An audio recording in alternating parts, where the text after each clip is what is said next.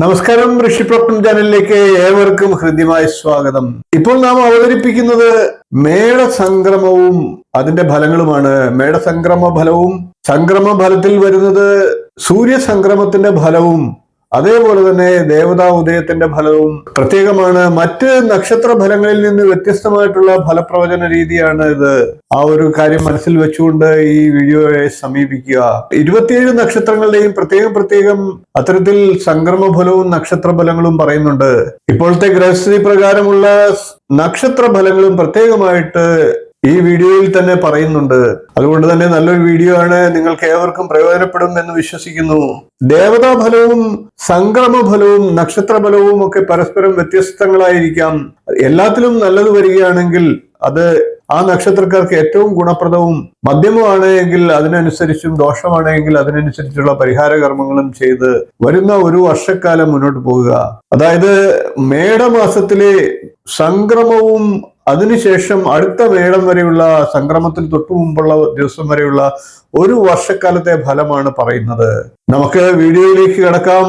കൊല്ലവർഷം 1201 ആണ്ട് മേടമാസം 1-ാം തീയതി വിഷു മുതൽ കൊല്ലവർഷം 1202 ആണ്ട് മീനമാസം അവസാനം വരെയുള്ള ഒരു വർഷത്തെ വിഷു സംക്രമ ഫലവും ദേവതാ ഫലവും നക്ഷത്ര ഫലവുമാണ് ഈ വീഡിയോയിലൂടെ പ്രതിപാദിക്കുന്നത്. അതായത് 2026 വിഷു മുതൽ അടുത്ത വിഷുവിന് തൊട്ടു മുമ്പുള്ള ദിവസം വരെയുള്ള ഒരു വർഷക്കാലത്തെ സമ്പൂർണ്ണ ഫലം. ഇപ്പോൾ നമുക്ക് അവിട്ട നക്ഷത്രക്കാരുടെ ഒരു വർഷക്കാലത്തെ വിഷു സംക്രമ ഫലത്തെ പരിശോധിക്കാം.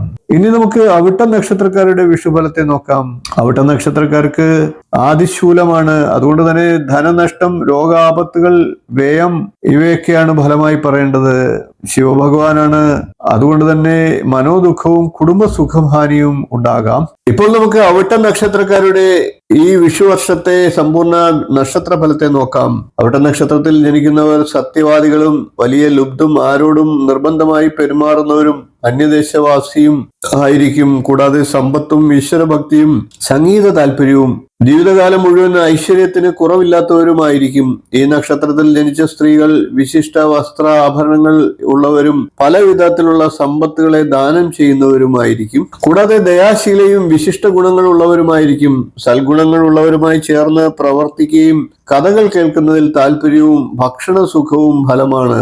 ഈ നക്ഷത്രക്കാർക്ക് വ്യാഴം 6ഉം 7ഉം ഭാവത്തിലും ശനി 3-ാം ഭാവത്തിലും രാഹു 2-ാം ഭാവത്തിലും ചാരവശാൽ സഞ്ചരിക്കുന്നതാകയാൽ ഈ വർഷം ദ്രവ്യനാശം, സ്ഥാനഭ്രംശം, വിട്ടുവീഴ്ച മനോഭാവം, ദാമ്പത്യ ജീവിതത്തിന് ആനുകൂല്യം എന്നിവയുണ്ടാകാം. ദുരാചാരങ്ങളിൽ നിന്ന് മാറി നിൽക്കാനുള്ള വിവേകവും തൊഴിൽ സംബന്ധിച്ച ദൂരയാത്രയും പ്രവർത്തികൾക്ക് അനുസരിച്ച് വരുമാനം ലഭിക്കാതെ വരികയും കൊടുത്ത മുതൽ സമയത്ത് തിരിച്ചു കിട്ടാതെ വരികയും ഒക്കെ ചെയ്തേക്കാം.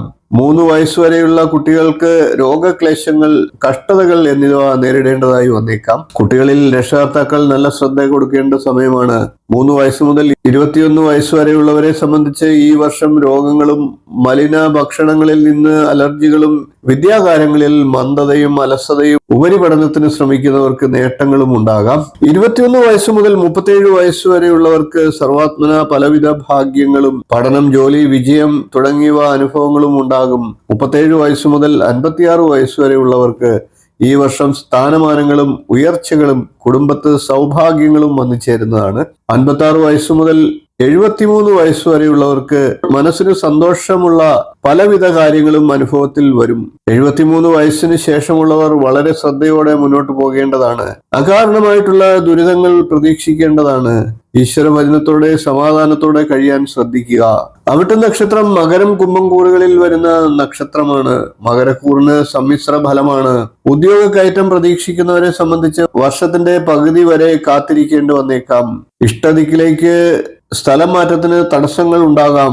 രാഷ്ട്രീയ ഇടപെടലുകൾ ഉണ്ടാകുന്നതാണ്. ആലസ്യം പ്രവർത്തനങ്ങളെ ബാധിച്ചേക്കാം. മനസ്സ് പെട്ടെന്ന് തളർച്ചയിലേക്ക് പോകുന്നതുമാണ്.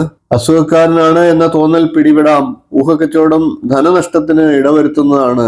ഇടയ്ക്കിടെ ഭാഗ്യാനുഭവങ്ങൾ പ്രതീക്ഷിക്കേണ്ടതാണ്. കുടുംബത്തിന്റെ പിന്തുണ കിട്ടുന്നതാണ്. കുംഭക്കൂറുകാർക്ക് മനസ്സിന് ചാഞ്ചല്യം ഉണ്ടാവില്ല, ഉറച്ചു നിൽക്കുന്നതാണ്. ജോലിയിൽ പ്രമോഷൻ, വേതന വർധനവ് ഇവയുണ്ടാകുന്നതാണ്. ആരോഗ്യ ക്ലേശങ്ങൾ ഒട്ടൊക്കെ നിയന്ത്രണത്തിലാവുന്നതാണ്. പ്രണയിക്കുന്നവർക്ക് ജീവിതത്തിൽ ഒന്നിക്കാൻ കഴിഞ്ഞേക്കും. സന്താനങ്ങളില്ലാത്തവർക്ക് സന്താനപ്രാപ്തി കൈവരുന്നതാണ്. ഭൗതികമായിട്ടുള്ള സാഹചര്യം സാഹചര്യങ്ങൾ മെച്ചപ്പെടുന്നതാണ്. വീഡിയോ ഇഷ്ടപ്പെട്ടുവെങ്കിൽ ഒന്ന് ലൈക്ക് ചെയ്യുക, ഷെയർ ചെയ്യുക, ചാനൽ ഒന്ന് സബ്സ്ക്രൈബ് ചെയ്യുക, നിങ്ങളുടെ അഭിപ്രായം കമന്റ് ആയിട്ട് അറിയിക്കുക. ഇനിയും ഇതുപോലുള്ള നക്ഷത്ര വിശേഷങ്ങളുമായി നമുക്ക് വീണ്ടും കാണാം. നന്ദി, നമസ്കാരം, ശുഭദിനം.